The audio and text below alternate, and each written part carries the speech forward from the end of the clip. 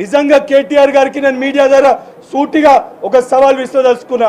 నిజంగా మీకు చిత్తశుద్ధి ఉంటే మీ 10 ఏళ్ల మీ పరిపాలనలో మీరు ఏం చేసిర్రో మీరు చర్చకి రండి.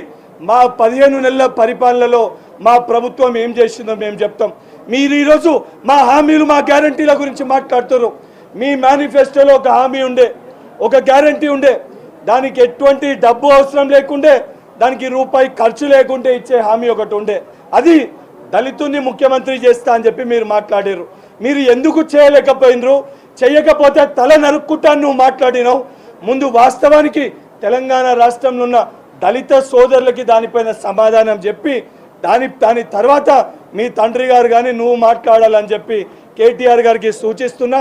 ఏ విషయం పైన నువ్వు ఐటీ శాఖ మంత్రిగా ఉన్నప్పుడు నువ్వు జరిగిన డెవలప్మెంట్ పైన కానీ, హైదరాబాద్కి సంబంధించిన డెవలప్మెంట్ పైన కానీ, నిరుద్యోగుల అంశం పైన కానీ, విద్యార్థుల సమస్యల పైన కానీ, రైతులు పట్ల బాధల గురించి కానీ, గిరిజనుల బిడ్డలు పట్ల చేస్తున్న ఆందోళన విషయాలు కానీ దేనిపైన చర్చకి కాంగ్రెస్ పార్టీ తరఫున కేటీఆర్ గారు వస్తే 100% ఆ చర్చలో మా 15 నెలల పరిపాలన ఏంది చాలా స్పష్టంగా చెప్పడానికి మేము సిద్ధంగా ఉన్నాం.